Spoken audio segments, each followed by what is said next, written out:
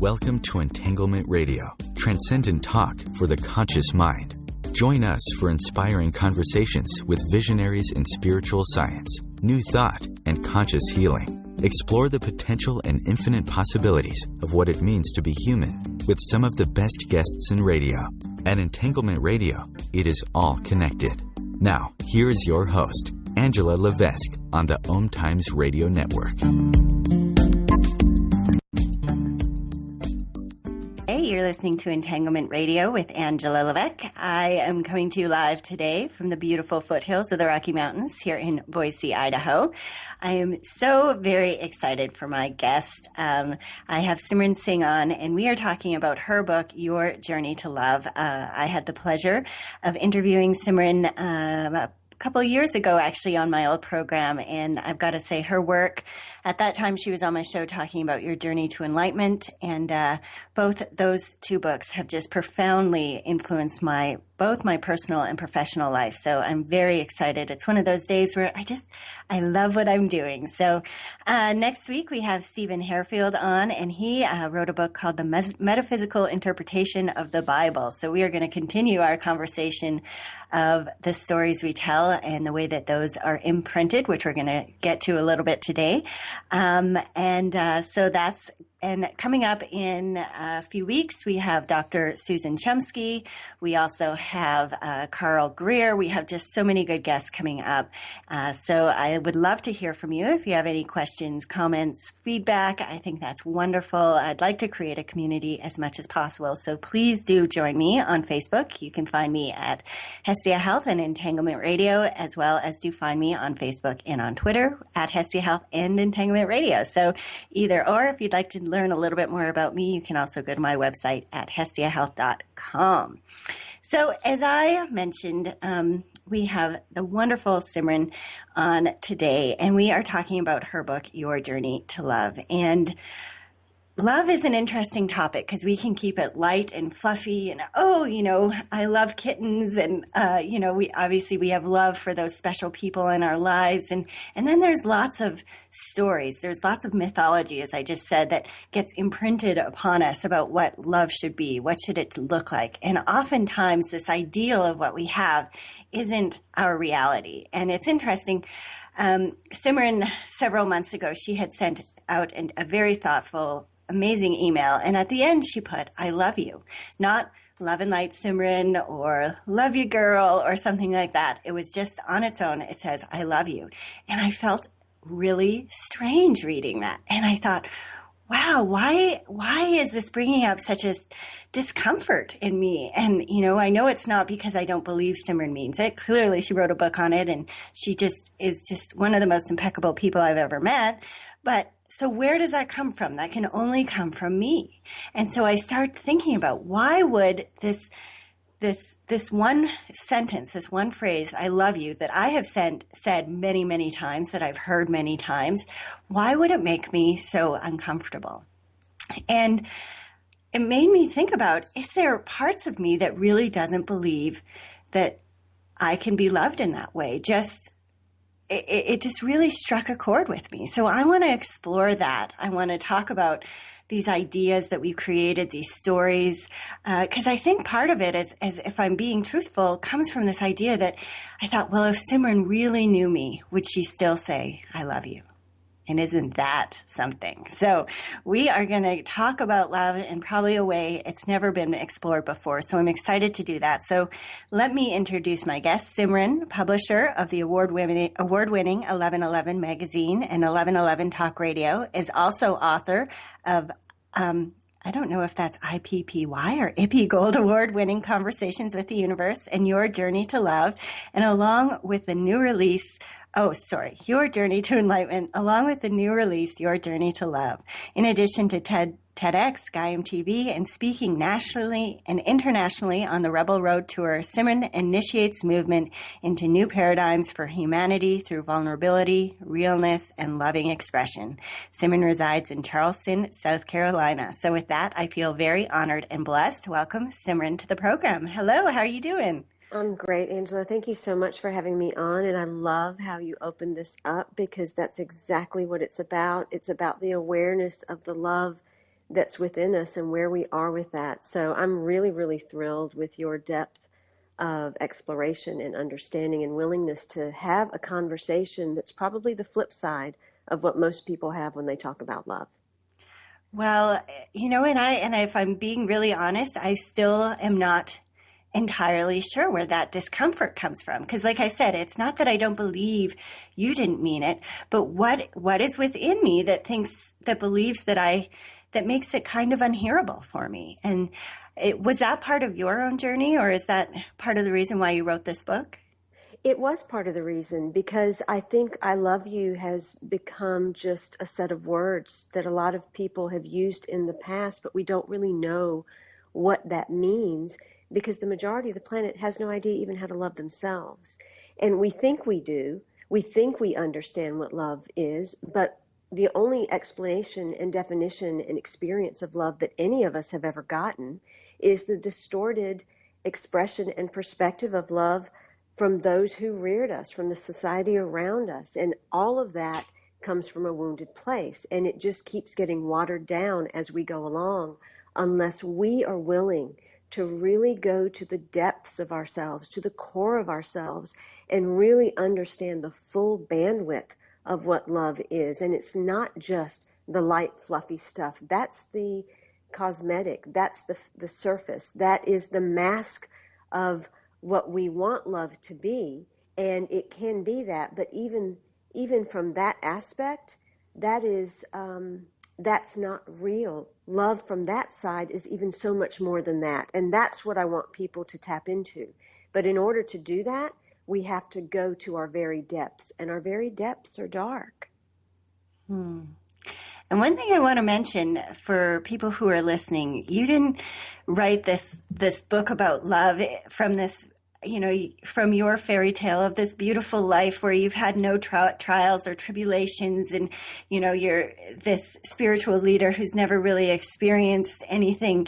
You've experienced some pretty big darkness yourself, and in fact it took you 3 times writing this book to finally then go and kind of present it to the world. So I'd like people to understand a little bit more about your journey. I talk about the dark night of the soul. That's one of the main things that I discuss whenever I speak or I write. And what I've discovered is I must not believe in one night stands, because my dark night has been the dark decade. And it's been ongoing. And when I first began writing this book, which was many years ago, it was from that surface place of love. It was from that, I'm love and light, and I want to be this, and I've come through this hard time, and now I'm moved past it, and let me tell you everything I've learned, because love is about what we do for ourselves. It is about what we can do for others. And in that moment, love really was that. Most of us express love by how hard we can work, by how we can say the words, or with the gifts that we can buy people. Those are expressions of love, but they are not love. And so then I went through another period where I really started to discover, gosh, I was conforming to a lot. I need to really discover my unknown self and step into who I am, and really see that what I thought was love was just a doing. So how do I move into a being and an expression of love? And so that then became the beingness of love, which led to the Rebel Road. That was really creative expression. It was saying, I'm recognizing myself. I'm willing to share my story fully and openly and vulnerably. And so that aspect of love was really more from, I want you to know who I am. I'm ready to open up a little bit more. But even that is not a true love. That is an opening to loving ourselves. What really happened and what really brought me to love was the next step after the Rebel Road.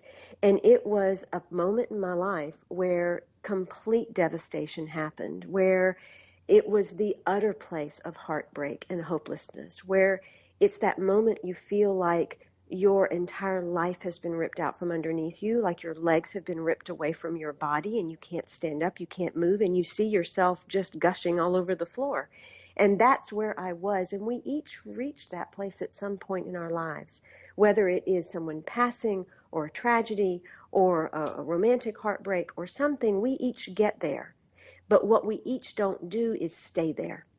And that was what I discovered about real love. if this showed up in my life, if I'm going through a dark decade, if things keep happening, then I really have to look at what part of me is not recognizing another aspect of what we call love. And that's where it led me to the other side of myself, to the dark side. And that's the part of us that most of us don't want to see, but it is the most relevant, especially in this day and time when we're facing so much darkness outside.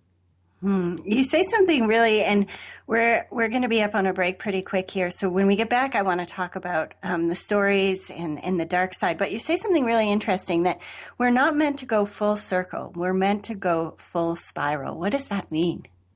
Full circle means you keep ending up at the same place, and that's actually not possible.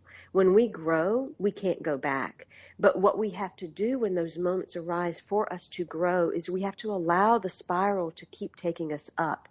And that spiral that keeps taking us to our ascension is actually also a mirror spiral meant to go down into our descension. In order to ascend, we have to descend into the depths of ourselves. And when we do that, we merge both the dark and the light. Wow, that's incredibly powerful, because you always hear that. It's, I'm coming full circle, but you're right. It's not possible for, even if you arrive in the same circumstances, you're not the same person. That's just not possible. Wow, I just love that.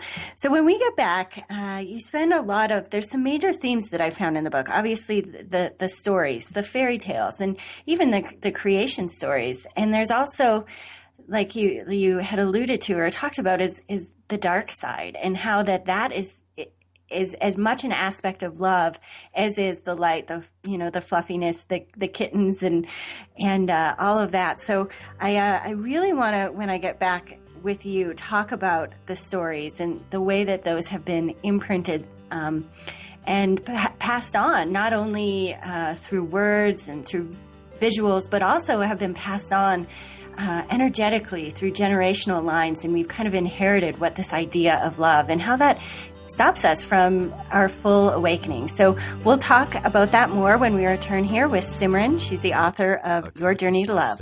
For a mindful life. Om Times Radio. IOM FM. Circle of Hearts Radio is a sanctuary on the airwaves. Join me, Grandmother Elia, in the circle on Sunday, 2 p.m. Eastern, as I share information to both enlighten and nourish your soul. Host your show on IOM FM, the radio network of Om Times Media, one of the more recognized brand names in the conscious community, and is backed by the extensive marketing reach of Om Times. Hosting a show on IOM FM immediately connects you with our extensive dedicated community. Simone Milasas would like you to know that business can be fun, which is why she wrote the book, Joy of Business. What if you could have the joy of business rather than the stress and struggle? Most of the time, the only thing stopping you from a thriving business is you. In the Joy of Business book, Simone gives you access consciousness tools and pragmatic ways to get out of your own way and to create the business, life, and living you know is possible and beyond what this reality says is achievable. Business is joy. It's creation. It's generative. It can be the adventure of living. You can purchase your copy of the book through Amazon or Joy of Business website, www.accessjoyofbusiness.com.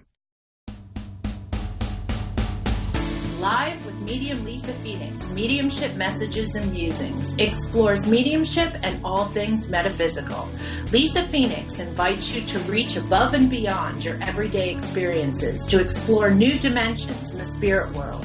She will do live readings to connect callers to their loved ones in spirit, shares engaging stories and teachings from her own personal experience, and will have intriguing conversations with other mediums, spiritual teachers, and healers to help you understand the metaphysical world so you can connect to these forces in your day-to-day life. Join your host on this magical and metaphysical journey into the world of spirit every Sunday at 1 p.m. Eastern Time. Feed your soul with waves of consciousness on Om Times Radio. All right, we are back, and you're listening to Entanglement Radio with Angela Levesque right here on IOM FM.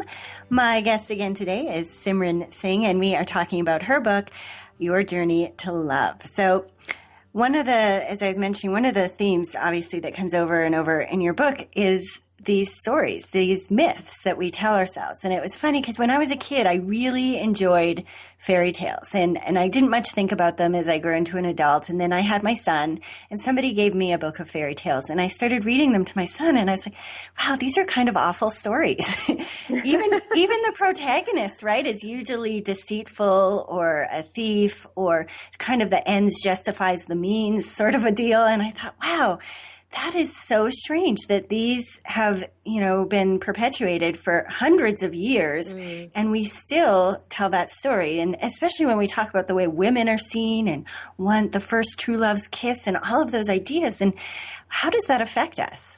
Once upon a time, right? Yes. It's not only stories that we're telling, it's stories we are actually living out. When we're hearing these stories as children, what we're doing is actually imprinting our brains with a pattern to life. And so if each one of us really look at our lives, you will see that it actually mirrors the fairy tale or fairy tales that had the biggest impression on you. You will see the exact characters. You will see the path and the journey. And to get from once upon a time to happily ever after, we think about that true kiss. We think about that Prince Charming or that princess. But what we don't realize is every fairy tale has the wicked sorcerer or the evil witch. It all has this drama. It has this winding road that has to be traveled of a harrowing journey, and only then do you get to the end. So then why should we even wonder why our lives look like that? Because we are just following a pattern that's been imprinted and carried down through generations, because our parents lived these, our grandparents lived these. We can see the stories. And the biggest story of all, which it's not a fairy tale, but it is a story, are the sacred texts, the Bible in itself. Even there we see love, we see the depths of pain, we see the heights of bliss and connection, but it's all that same story of you've got to go really way down to reach the high place. And so if we can get in touch with what our actual fairy tale is, we'll understand that that's what we have perceived love to be, and that is the journey that we have created as love up until that part. What I want people to realize is you are every piece and part in that story. Even though it's showing up outside of you as other characters, what it's really meant to do is to help bring you back to the evil sorcerer within yourself. We are both the angel and the demon. And the angel is that part of us that aspires to be the light, the higher self. And the demon within us is the one that we have cast as the lower self or the shadow self, or the one that was wrong or abused or unworthy. And so what we try to do is we try to run from that side, and we only try to be the light. But when we do that, we actually cut ourselves in half. And when we cut ourselves in half, we can never be a whole person. We can only recreate the fairy tale again and again in search of true love's kiss. And I like that you bring up the creation stories, because I think, even I grew up hearing this.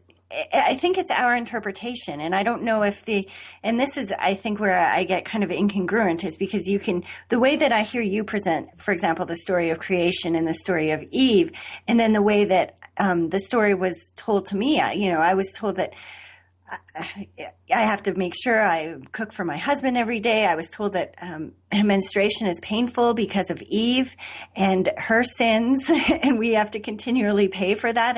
And that is a different interpretation than that I've heard you and that I've heard other people. So how do we get out of those interpretations? How do we get out of those patterns that we keep reliving over and over?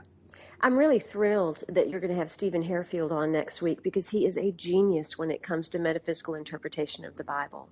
And every text that we read, if we can look at it from the metaphysical interpretation, we're going to understand that there's a broader picture.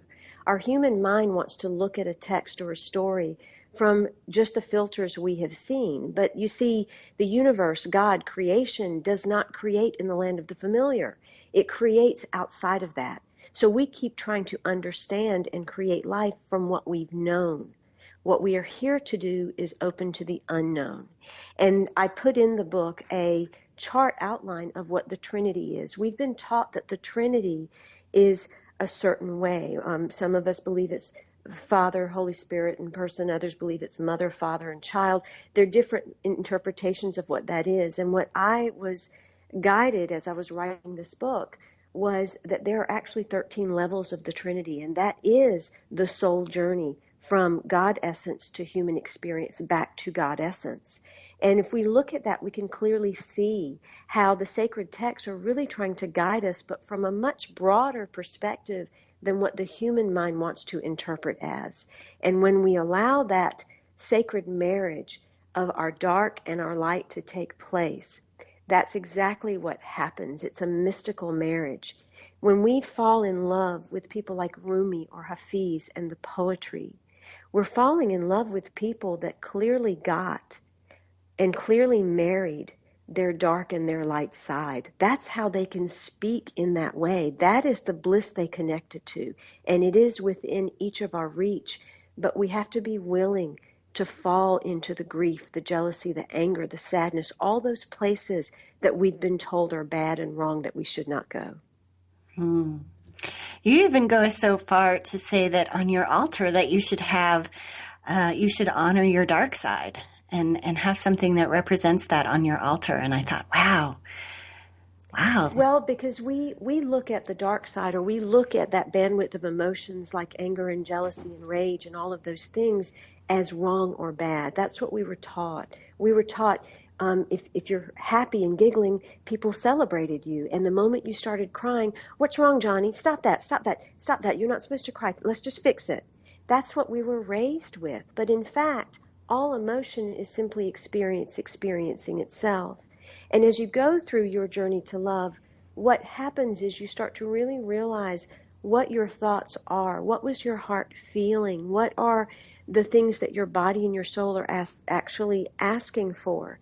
And as you discover that path that you've taken, that you want to call your brokenness or your woundedness or your victimhood, however you want to phrase it, you'll actually discover that the dark side of you was the side of you that loved you enough to have that journey so that you could discover your light. It was the lover so that you could be the beloved. You are the lover and beloved, one and the same. Yes, you say something, I wrote down as I'm reading your book, I'm writing down all these quotes, that the beast loves us enough to be the villain in our stories.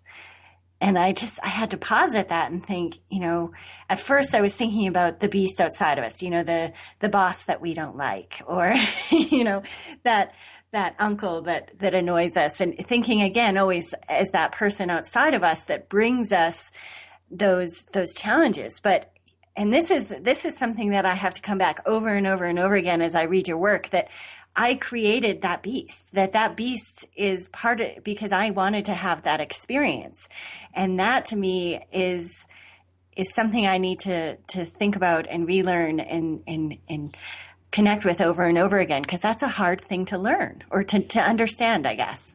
So if you look at the beast, that immediately brings to mind the story of Beauty and the Beast. And so because the fairy tale, the story of that illustrated to us that there is a gruff beast out there, then we want to project it outside, whether it's a boss or a partner or some other person outside that is being that gruff, harsh person that's going to take us from our lives. And yet, if we really look at everyone as the mirror, and even within that story, that beast is us.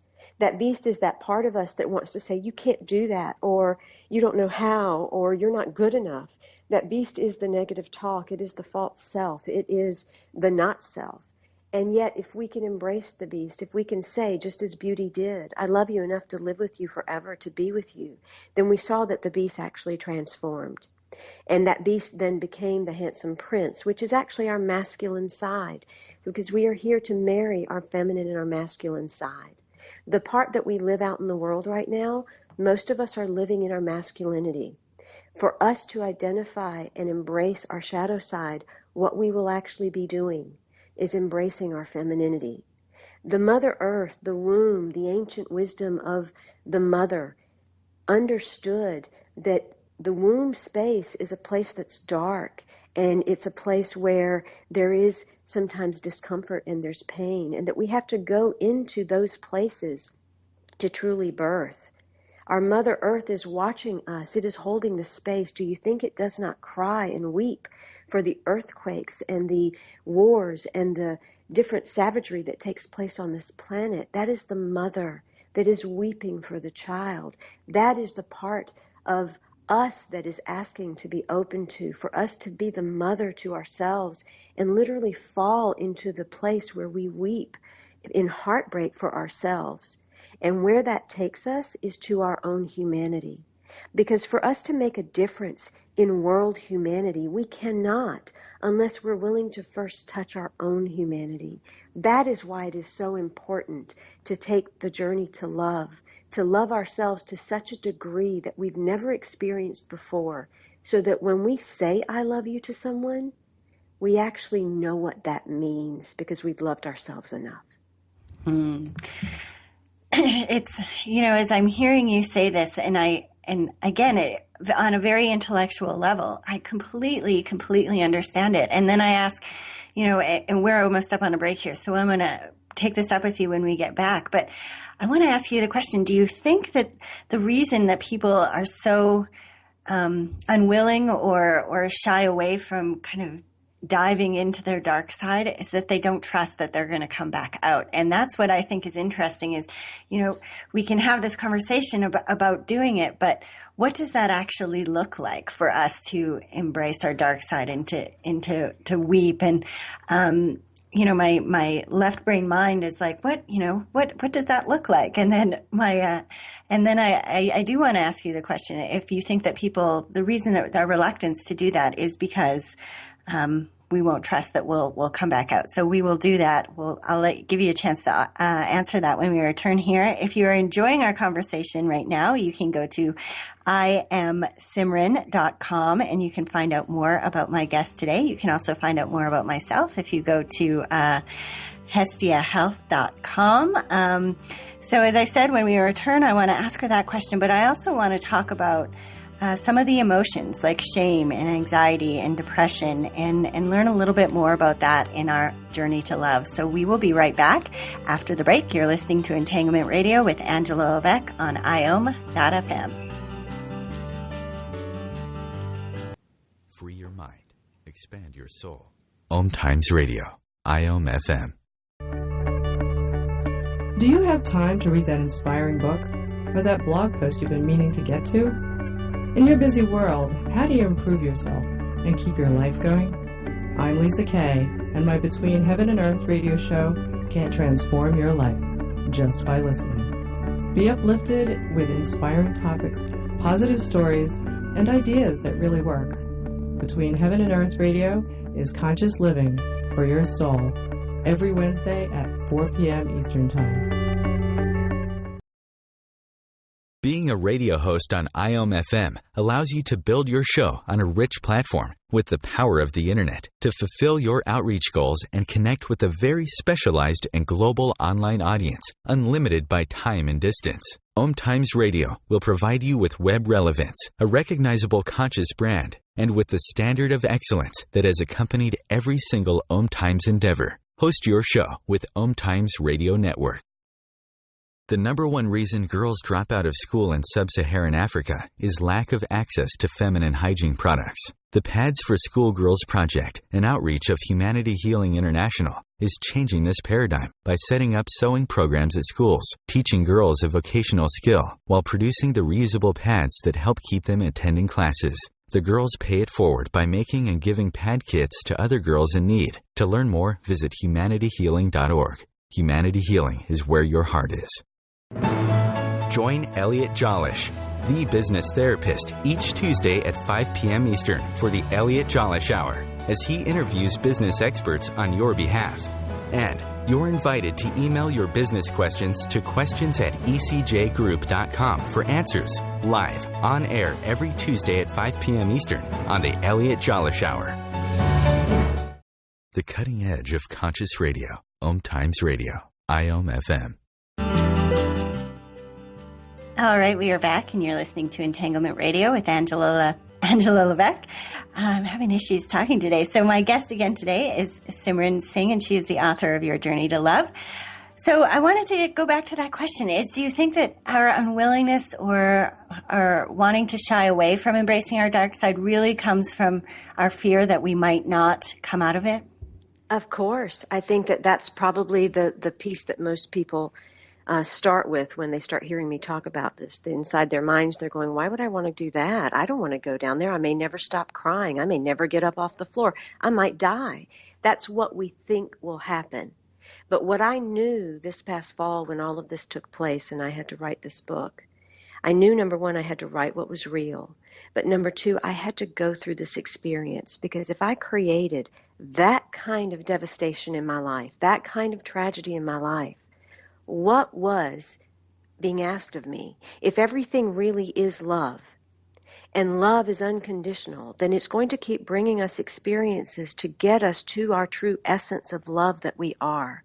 And so I had to know, if this is where love is taking me, let me go as far deeply down as it's willing for me to go so that I can see what's on the other side.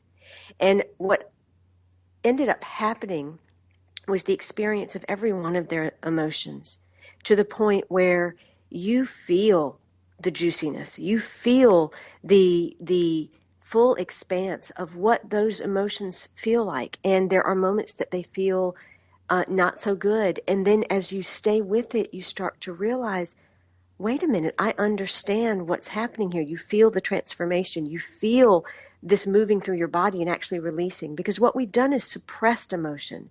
Most of us in the world have just numbed our emotion. It's not that we've gotten rid of anything. That's why we keep creating what we keep creating in our world. It's because we've suppressed it.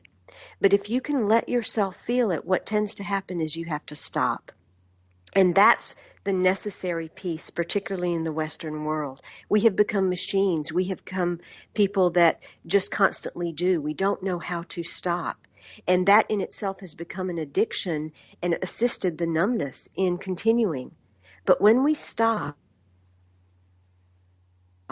every thought, every emotion not only rises up, it clears out. And as it clears, you do feel lighter. You do tap into your bliss. You do tap into your joy. In fact, you start to tap into your naturalness. You start to tap into something that is your true nature, not your second nature. Our second nature was the nature we took on from the people that reared us. It was conformity. What I'm talking about is going back to your true nature. And that true nature is love. You talk about emotions a lot in the book, and you say, it's energy in motion. And one of the things that I thought was really interesting, you say that anxiety and depression are on the opposite sides of denied shame. And I think shame, again, is one of those, those big ticket feelings that really stops us from embracing our dark side. So I want to talk a little bit about depression, anxiety, and shame. So one thing you also say is that depression is a cry for creativity and anxiety is a call for presence. Can you explain that? Yes, shame is the greatest disease on the planet. It is actually the deepest emotion that we all carry and do not face. And we think, I need to get rid of our shame, but then that means we would be shameless. Well, to be shameless is obnoxious, right? So we don't want to be shameless. What we want to do is embrace our shame. We want to allow ourselves to fully acknowledge that shame. And when we do it, we free ourselves, because the shame is very much an imprisonment. Our anxiety is because we're constantly running in the future. And we're not really present to ourselves because we don't want to face all of who we are. The depression is our constant living in the past. And what all of it is asking for is our state of presence, living in the now. When we live in the now, we are fully acknowledging everything that's going on in this moment. We're present to the impulses of creativity. We're present to all the emotion that might be rising up or the feeling that is in our body. And when we allow that to happen, we naturally allow to dissipate anything from the past or the future that has been clogged. Otherwise, we simply live in the past or we simply live in the future. We're never really here. And our presence, our creativity, our ability to be with our emotions actually brings us into our body. Otherwise, we're not even in our bodies. If in my monologue, and I talked about being uncomfortable with the words "I love you," and I think at the root of that, as I'm listening to this, there would be some shame. And you say in your book that shame is something that is entirely created by you, for you, by you, and because I think that if you fully knew me, if you knew everything about me, including my dark side. And I think that is at the root of it would be shame, and I think that is at the root of a lot of human suffering. Well, the shame is there because we're keeping secrets, and we think we're keeping a secret from everyone outside, but what we're really doing is creating a lie for ourselves. So we're lying to ourselves about who we are, but yet we know the secret inside, and it's this constant battle, this constant struggle that's going on internally. And when there's a struggle going on internally, we can only create struggle on the outside. The place that we all must go is be willing to be vulnerable and open. And when we can open our heart in that vulnerability to other people, what we discover is that they actually carry the same secrets. They carry the same shame. And then all of a sudden we're free. And all of a sudden we recognize each other. Because all of us just want to be seen, heard, and acknowledged. None of us have felt that way from childhood, and we've carried that forward into our adulthood. And the one that we are to be seen, heard, and acknowledged from the most is the self. And so that's why this work is so imperative. If we truly want to service this world, service our children, our communities, then we will learn how to love ourselves. We will take the journey to love, the path to our own true soulmate, which is not outside of us. It is inside of us. The reason there are 100 million singles outside in the world today and people that are married that are seeking other relationships or fantasizing about other people is because they're trying to have a love outside fill them up, and they've never loved themselves. And that is the step that we must take for this world to truly change. Absolutely. So I want to ask a follow-up question about the secrets. So, you had your one-woman show, and you said you were very candid and open. And so for those of my listeners who are out there that's saying, I have secrets, do they go and just tell them to people, or do they just admit them to themselves? I think it has to do with what someone finding places and people to feel comfortable with to share that kind of information, or to get to a place where you realize, if I just share this, am I willing to be judged? Am I willing to see if people can still love me, or is my presence enough? For me, it was external. For me, I had to know. I had denied myself. I had lied to myself. I had kept secrets for so long that I had disappeared. And so what I needed to do was be able to see me. And when I was on stage and I was sharing my stories, I was really sharing them with me, but it had gotten to a point where I needed to vocalize them. It didn't matter if anyone was out there listening or whether people were out there listening. I needed to stand up for that child within me and vocalize it. What ended up happening is it touched the hearts of other people because they had the very same issues. So it doesn't matter how you do it. If you're doing it silently, just understand that sometimes that's a trick, a way we trick ourselves into believing we've done the work, when in actuality we're still carrying the same secrets and shame. The biggest secret probably is, I called a two-faced intention in the book, and that is each one of us wants to be so completely special and unique. We want to be like no one else out there. And yet at the same time, the other intention is that each one of us wants to be just like everyone else so that we can be loved. You could not find two more opposite intentions, and that's what creates the struggle in our lives. But the irony is we do create them both. We create the uniqueness by the story that we've created as our life, the fairy tale, the ups and the downs, the struggle, the pain. That is how we have made ourselves unique.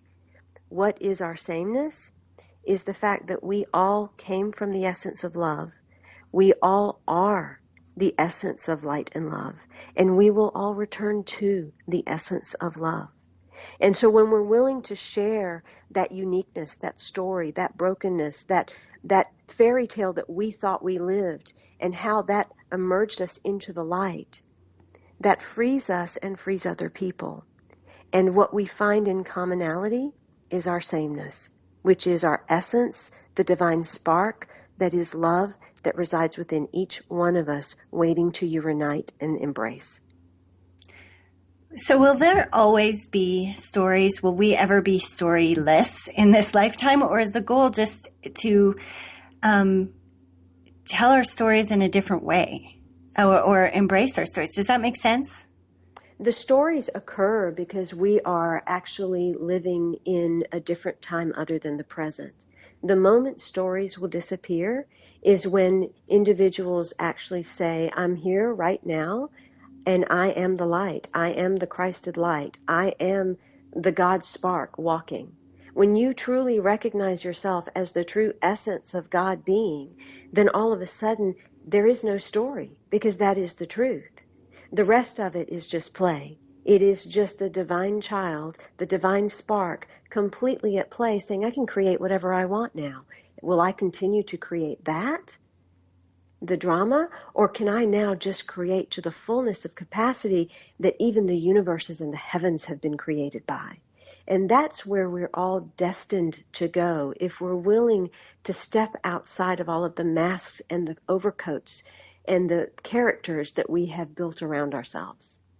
Well, we are almost up on our next break. When we get back, I call the next segment bite-sized brilliance. And so, because we talked about these really beautiful concepts. And so I want to leave my listeners with a couple of tools or techniques so they can go about their day and kind of put what we've talked about into action. And I also want to touch a little bit more when we return about this creating. In your book, you say right thought plus right feeling plus right action equals right manifestation. And then if things become incongruent, then there'll be course corrections. And so I think that that's an interesting way of looking at that. So I want to talk about that as well when we return here, because I think this idea that we create our experience, which I think, again, people know very intellectually, but what are some ways that we can go out in our world today and really understand and experience that? So we will talk more about that when we return here with Simran. She's the author of Your Journey to Love, and you're listening to Entanglement Radio with Angela Levesque right here on IOM FM. We'll be right back. The best of the holistic, spiritual, and conscious world. Om Times Radio, IOM FM. Hi, this is Sylvia Henderson, intuitive life coach and energy healer. Are you ready to elevate and rise way above your normal? Be sure to listen to my show, Intuitive Transformations, on Om Times Radio, Sunday evenings at 9 p.m. Eastern. Get the inspiration you need to transform your life. Host your show on IOM FM, the radio network of Om Times Media, one of the more recognized brand names in the conscious community, and is backed by the extensive marketing reach of Om Times. Hosting a show on IOM FM immediately connects you with our extensive dedicated community.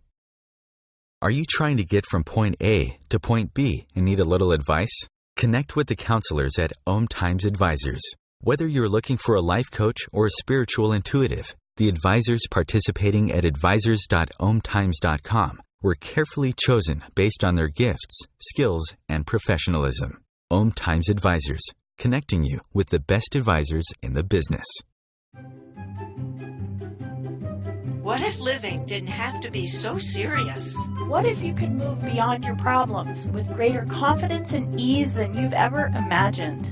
Throw your labels out the window and join the Irreverent Therapist for practical tips and a very different way of approaching the changes you would like to create. Marilyn Bradford and Pam Hodling have empowered hundreds of people to come out of self-judgment, quit looking to experts, and begin to create the lives they desire.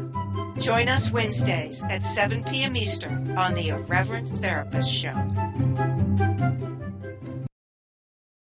The future of Internet radio is here. Om Times Radio, IOM FM. We are back, and you're listening to Entanglement Radio with Angela Levesque right here on IOM FM. My guest again today is Simran, and she is the author of Your Journey to Love. And this is the little segment I like to call Bite-Sized Brilliance, where we take these big level concepts that we've been talking about for the previous 3 segments and really leave you with some tools, tips, and techniques to take what we're saying and put it into your life today. So this is brought to you by Hestia Health, creating calm minds, open hearts, inspired lives. And Hestia, for those of you who have never heard me talk about her, she was a Greek goddess that was all about lighting and igniting and nurturing your own internal flame before you can go out into the world and light the flame in your community and your family and in the world. So with that, Simran, I would love for you, and it's interesting, I didn't know if we should talk about tools and techniques to love yourself more or tools and techniques to embrace your dark side. And what I'm getting from you is it's kind of all 2 parts of the same coin.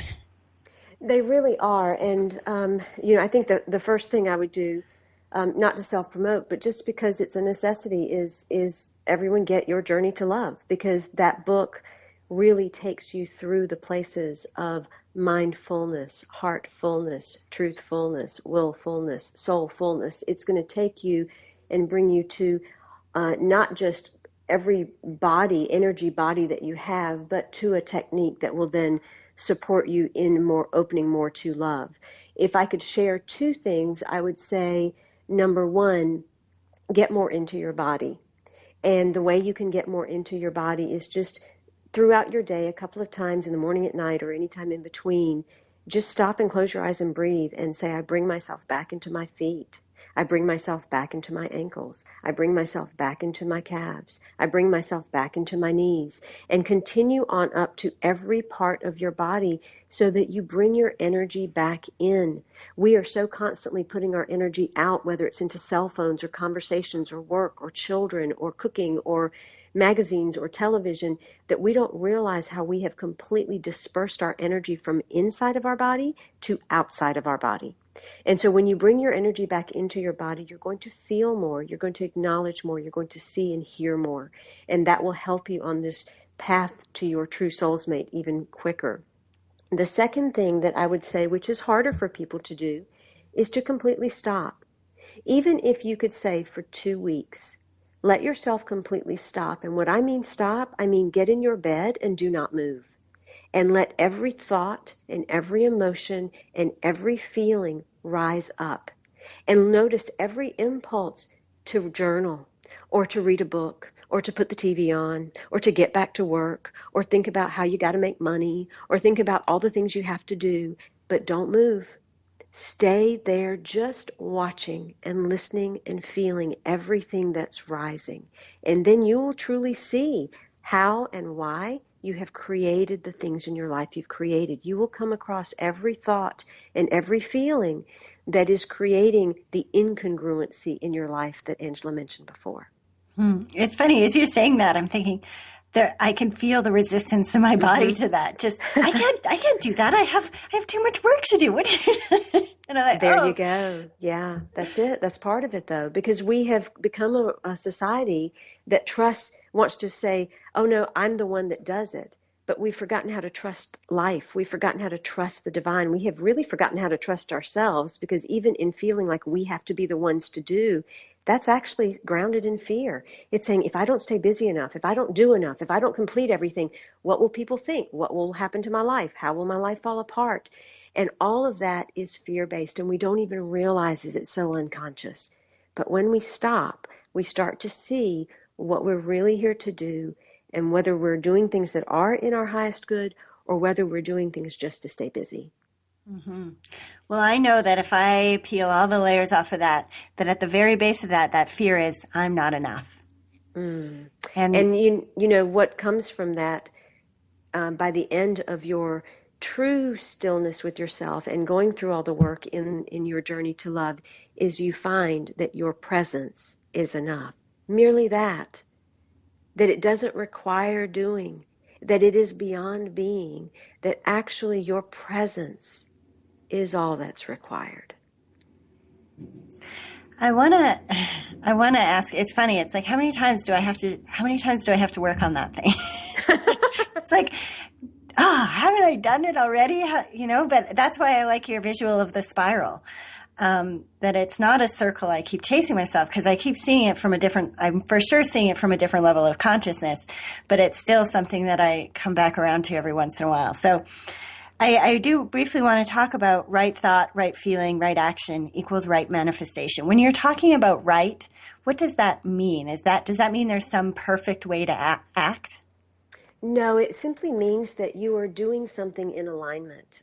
Right is not said from how we view right and wrong. Right means that what you're thinking matches what you're feeling, matches what you're doing. And so if you are someone that says, I want to feel prosperous, my intention is to be abundant and prosperous and create more wealth in my life. But what you're feeling internally is, I'm scared to death that I might not make the house payment. And then what your actions are, I've got to get busy. I need to figure out a way to do this. All of a sudden you have created an incongruence because your mind, your intentions are headed in one direction, but your feeling is in the actual opposite. And then your actions are kind of all over the place because they're saying, well, I'm trying to make the prosperity, but I'm really running from the fear. And so you can't create anything but more chaos. But if you're in a place of right thought, right feeling, right action, then what you'll do is you'll get still enough to know where you really are. What do I really think about my prosperity and my abundance? Well, right now, I'm doing the best I can.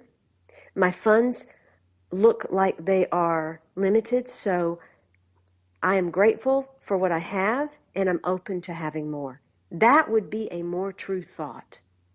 The feeling would be, there is some fear that I may not make the next house payment. But you know what? I was able to make last month's house payment. So right now in this present moment, everything is okay because I'm under the roof of my house.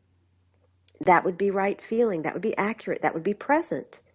And then the action. What can I do next? My presence is enough. I can breathe. I can be grateful. I can open my heart. I can continue to work in my life, in my job, from a place of openness and celebration and gratitude. Or, I don't like what I'm doing. I hate what I'm doing. Maybe that's also blocking my prosperity. What if I actually did what I really loved or wanted to do? So then you start taking the actions that then become in congruence with the rest of it. It's really about being present. It's really about being aware of where you are on your mental level, emotional level, physical level, and energetic level. That is the only way you're truly going to attract what you think you want to attract. Otherwise, we are always attracting. We're just attracting exactly where we are. One thing that we don't have a lot of time to talk about this, but I just wanted to say one thing in my conversation with you about a year and a half ago that I really tried to put into my life is, so I used to be such a list maker and make lists. And so there was no flow to what I was doing. It was like I was just doing one thing after the hour. And one thing after speaking with you that now I follow my heart, and I ask me, what would bring me the most joy to do right now? And it's amazing. Not only do I get everything done, but there's so much more flow to my day, and that I'm kind of like moving just so gracefully, I can't say the word, from, one thing to the next. And so that was something that I really put in my life since I talked to you last, is that it doesn't have to be arduous and, check it off the list, that I can trust myself enough and the universe enough that there is enough time, enough joy, enough love for all of it. So I wanted to just share that with you. Thank you for that. I appreciate that. And that's what I want people to get when they read your journey to love. When you open to this topic, the mind will tell you that this is going to be hard and painful. And I'm going to tell you that you're going to experience emotion because that's part of this. But the books I've written really are like a trilogy. They all connect. Your journey to love is to help you marry and merge your dark and your light. Your journey to enlightenment is to help you let go of the things in your life that are really not you, the things that are holding you back, so that you can step back into that place of innocence and wonder and creation like you just spoke of, Angela, that you got from that book. And conversations with the universe is so that you realize when you're present, there are messages and signs and symbols and conversations all around you that make life magical and mystical and fun. And so if you take what's in the 3 books, it is an amazing map to exactly what every single soul on the planet we all go through and have available to us if we're just willing to be present to it. Well, we just have a little bit of time left, so I want to give you the opportunity to tell people where they can find your books and find out more about you. My website is iamsimran.com, iamsimran.com. All of my books, CDs, services, coaching, mentoring, and different things that I have going on along with the newsletter can be found there, along with social media buttons. My books are available on Amazon, Barnes & Noble, IndieBound, or anywhere books are sold. And the one thing I can say about my writing is it's not meant to just be read. What you will experience is an experience, and we are all here as experience experiencing itself. You're not on a journey. You are the journey. That's a great way to end the show. Well, I want to thank you so much for being on the program today. Again, it was just wonderful speaking to you. And I just hope you have a great rest of the day. Thank you so much, Angela. I really appreciate and acknowledge the work that you're doing and want to really celebrate the depth of conversation that you've provided. Thank you. Thank you. Well, coming up next week, we have Stephen Harefield, and it's a great follow-up to this conversation. We're going to be talking about his book, The Metaphysical Interpretation of the Bible. You can find me at hestiahealth.com. You can find me on Facebook and on Twitter, and you can hear my program live every Wednesday at 12 p.m. Eastern right here on iom.fm. This is Angela Levesque wishing you love and light. I will see you next week.